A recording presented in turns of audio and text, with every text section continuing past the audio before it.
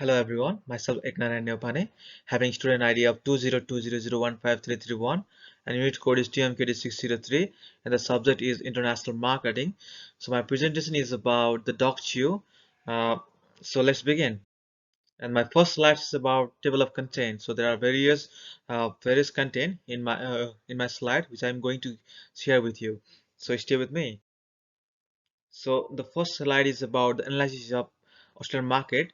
So there is a 2.2 billion dollar per annum is the actual market worth of Australian pet food market, and another one is open market to enter and exit. So there is no any barriers for entry and exit of any kind of entrepreneurs or startup, and the nature of the customers is responsible and rational. So they are very aware about what they are using, and they can even easily switch the product.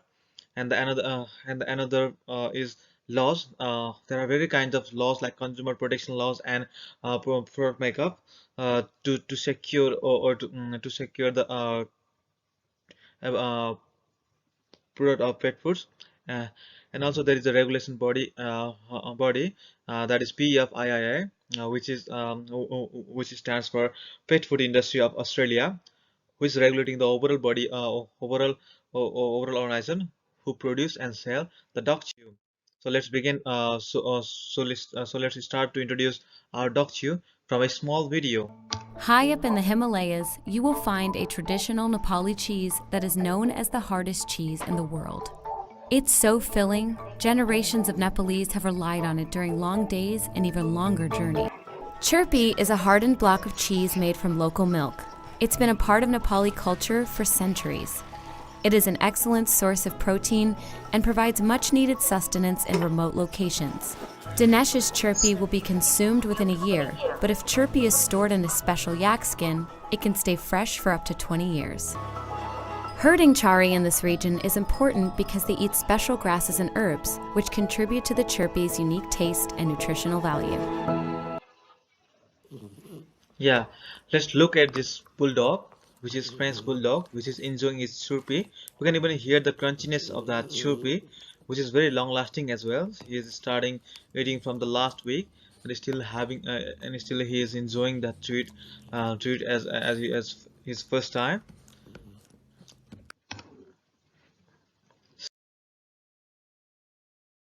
So the next slide is about the introduction of the dog chew. So let's more elaborate about our dog chew. The main features of our dog chew is which is lactose free, gluten free, and grain free. So it shows that how healthier our dog chew is, and it's also very long lasting and hardened cheese of the whole world. And we just put like skim yak or cow milk, citrus juice, salt, and easy, which shows there is no any artificial chemical or any kind of artificial products to to make it more beautiful. The way we make it very simple, and the chew, or we can say Churpi, is also chewing by the Himalayan people while they are traveling for the long distance. The main difference between the people eating chew and the dog chew is only things that the people eating chew have a lactose. And there is a small table that I share here. The size of the various size of the product that we are going to introduce in Australia is like small dog chew, medium dog chew. It is categorized as per its length and also weight and also ounce. I also suggest that it's like 3,210 kcal or per kg is called to like 300 kcal or meat per treat.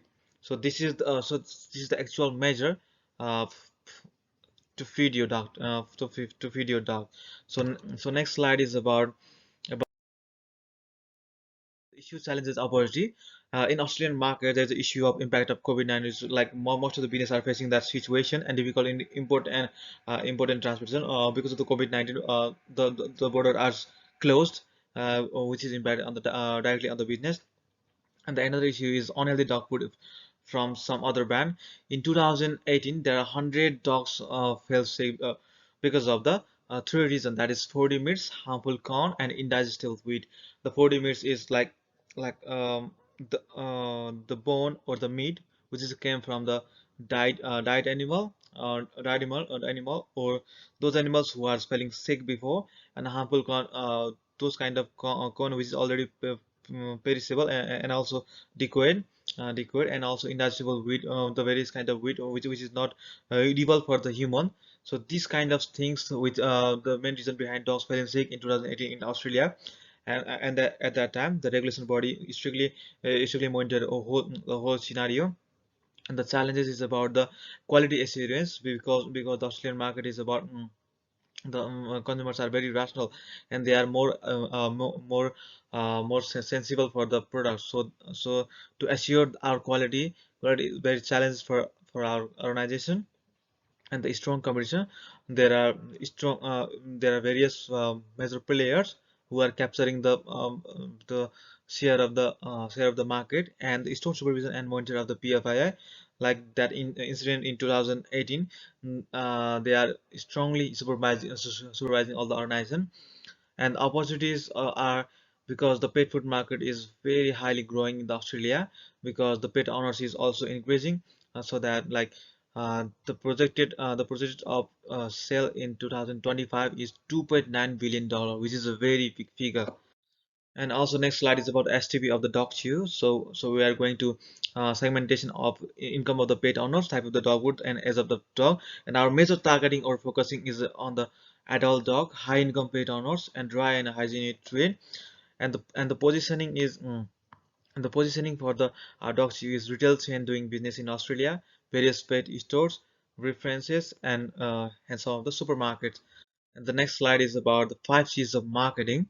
The 5 C's of marketing is about the company. The healthiest and best dog chew, we already discussed about that. The producing Nepalese local farm, and the hard cheese, naturally smoked, 100% organic, no artificial agents, gluten-free, lactose-free, grain-free, and packaging. And the customers are rational consumer, increasing in population of pets, the rise of dual income families with no children and high disposable income, shift in pet ownership or parenting. This point is means about the people even saying their pet as a dog, as a child. So you can also even look at the picture that a man who is heavily cry when his pet is died. So there is a very emotional attach with the dogs, and there are various major players in the market. The major are Mars, Topco, Nestle, who capture the huge number of share the market, and the strong competition.